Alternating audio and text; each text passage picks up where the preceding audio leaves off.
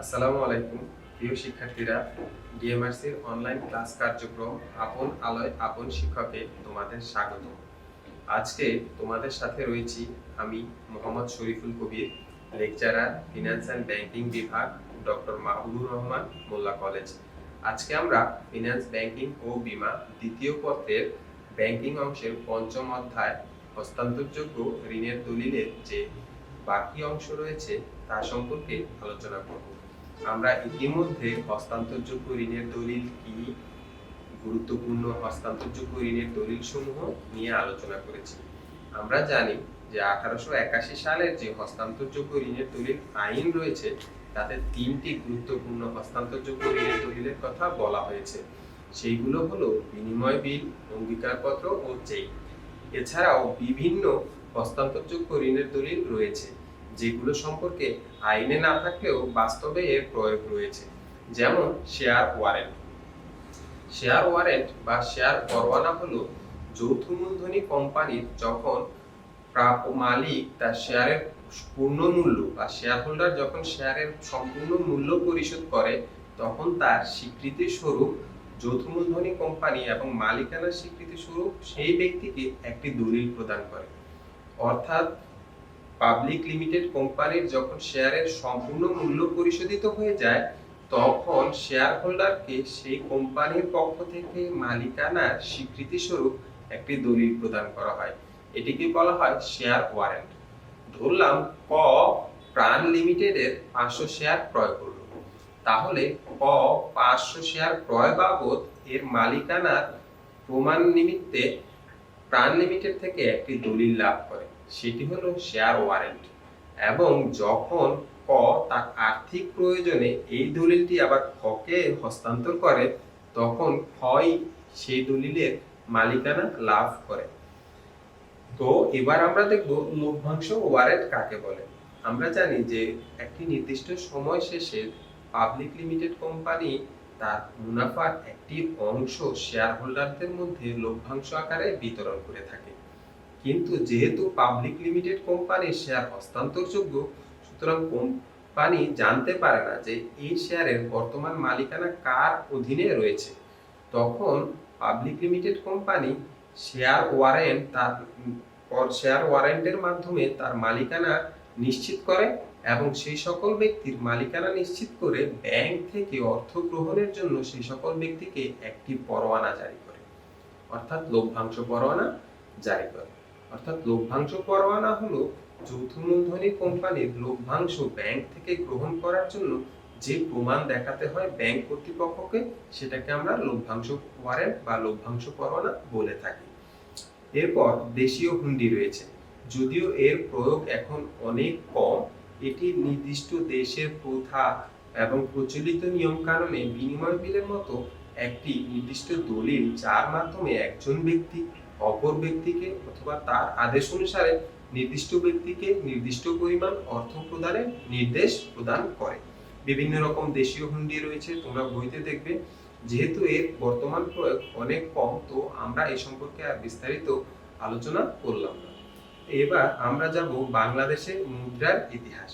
এটি বেশ মজার একটি টপিক। বাংলাদেশে 1971 সালে যখন বাংলাদেশ স্বাধীন হয় তারপরও প্রায় 3 মাস বা তার অধিক সময় পাকিস্তানি রুপি প্রচলিত ছিল। বাংলাদেশে প্রথম মুদ্রার প্রচলন ঘটে 4 মার্চ 1972 সালে এবং 4 মার্চ 1972 সালে 4টি মুদ্রার প্রচলন ঘটে, অর্থাৎ 1 টাকা, 5 টাকা, 10 টাকা ও 100 টাকার নোট। অর্থাৎ বাংলাদেশে প্রথম মুদ্রার প্রচলন ঘটে 4 মার্চ 1972 সালে এবং প্রচলিত মুদ্রার সংখ্যা 4টি। এবার আমরা দেখব বর্তমানে বাংলাদেশে কয়টি মুদ্রা রয়েছে। বর্তমানে বাংলাদেশে মুদ্রা রয়েছে 10টি। সর্বশেষ 200 টাকার নোটের প্রচলন করা হয় 17 মার্চ 2020 সালে। মুজিব বর্ষ উপলক্ষে এই 200 টাকার নোট বাংলাদেশ ব্যাংক নতুন করে প্রচলন করে। এবার আমরা দেখব যে সরকারি নোট। আমরা বাংলাদেশের মুদ্রা বা নোটকে আমরা দুই ভাগে ভাগ করে থাকি। একটিকে বলা হয় সরকারি নোট এবং অন্যটিকে বলা হয় ব্যাংক নোট। সরকারি নোট হলো সরকারের পক্ষে অর্থ মন্ত্রণালয় কর্তৃক ইস্যুকৃত মুদ্রাকে সরকারি নোট বলে। অর্থাৎ একটি দেশের সরকার যে সকল মুদ্রার প্রচলন ঘটায় এবং যেগুলো অর্থ মন্ত্রণালয় কর্তৃক ইস্যু করা হয় সে সকল মুদ্রাকে আমরা বলতে পারি সরকারি নোট। বাংলাদেশে বর্তমানে 3টি সরকারি নোট রয়েছে। এই 3টি নোট হলো 1 টাকা, 2 টাকা ও 5 টাকা। সরকারি নোটের বৈশিষ্ট্য হলো এই নোটের গায়ে গণপ্রজাতন্ত্রী বাংলাদেশ সরকার লেখা থাকে এবং এতে অর্থ সচিবের স্বাক্ষর থাকে। 5 টাকার নোটকে সরকারি নোট হিসেবে ঘোষণা করা হয় 2015 সালে। তার আগ পর্যন্ত 1 টাকা ও 2 টাকা এই দুইটি নোটই কেবলমাত্র সরকারি নোট হিসেবে প্রচলিত ছিল। তো আমরা একটু দেখি যে সরকারি নোটের কি সকল বৈশিষ্ট্য। 2 টাকা আমরা দেখলাম যে সরকারি নোটে লেখা থাকে গণপ্রজাতন্ত্রী বাংলাদেশ সরকার। 2 টাকা এবং এখানে অর্থ সচিব অর্থাৎ অর্থ মন্ত্রণালয়ের যিনি সচিব থাকেন তার স্বাক্ষর থাকে। বাংলাদেশের বর্তমান অর্থ সচিবের নাম আব্দুল রউফ তালুকদার। এবার আসো ব্যাংক নোট কি।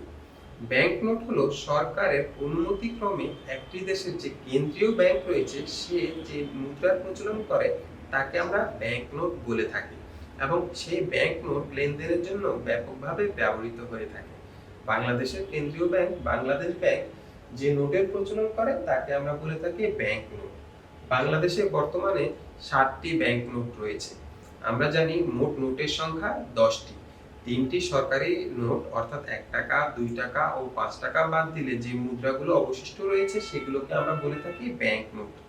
ব্যাংক নোটের বৈশিষ্ট্য হলো এতে গণপ্রজাতন্ত্রী বাংলাদেশ সরকার লেখা থাকে না, এতে ব্যাংকের নাম লেখা থাকে এবং স্বাক্ষরের স্থলে অর্থ সচিবের পরিবর্তে বাংলাদেশ ব্যাংকের বর্তমান যিনি গভর্নর নিযুক্ত রয়েছেন তার স্বাক্ষর থাকে। বাংলাদেশ ব্যাংকের বর্তমান গভর্নরের নাম ফজলে কবির এবং তিনি 2017 সাল থেকে এই পদে কাজ করে যাচ্ছেন। তো আমরা চলো এবার একটু সরকারি নোট ও ব্যাংক নোটের মধ্যে কি সকল পার্থক্য রয়েছে সেগুলো একটু দেখে নিব। সরকারি নোটে লেখা থাকে গণপ্রজাতন্ত্রী বাংলাদেশ সরকার, অন্যদিকে ব্যাংক নোটে লেখা থাকে বাংলাদেশ ব্যাংক। সরকারি নোটে অর্থ সচিবের স্বাক্ষর থাকে, কিন্তু ব্যাংক নোটে গভর্নর বাংলাদেশ ব্যাংকের যিনি গভর্নর তার স্বাক্ষর থাকে। সরকারি নোটে অন্য কিছু লেখা থাকে না থাকলেও ব্যাংক নোটে লেখা থাকে যে চাহিদা মাত্র ইহার বাহককে দিতে বাধ্য থাকিবে। অর্থাৎ ব্যাংকের নোটের উপর যদি কোনো ব্যক্তি ভরসা না রাখতে পারেন তিনি চাহিদা মাত্র ইহার যে মালিক তিনি সেই পরিমাণ সরকারি নোট ব্যাংক থেকে সংগ্রহ করতে পারবেন অথবা ইহার মূল্য বাবদ যে সম্পদ ব্যাংক মজুদ রেখেছে তা ক্রয় করতে পারবেন। এছাড়াও আমরা আরেকটি বৈশিষ্ট্য দেখতে পাই যে সরকারি নোটের ব্যবহার সর্বাধিক নয়, অল্প এবং বড় বড় লেনদেনে ব্যাংক নোটের ব্যাপক ব্যবহার রয়েছে। তো ধন্যবাদ, আজকে এই পর্যন্তই। আগামী দিন আমরা এই অধ্যায়ের যে বাকি অংশটুকু রয়েছে সেই অংশটুকু নিয়ে আলোচনা করব। সেই পর্যন্ত সুস্থ থাকো, নিরাপদ থাকো এবং স্বাস্থ্যবিধি মেনে চলো। ধন্যবাদ।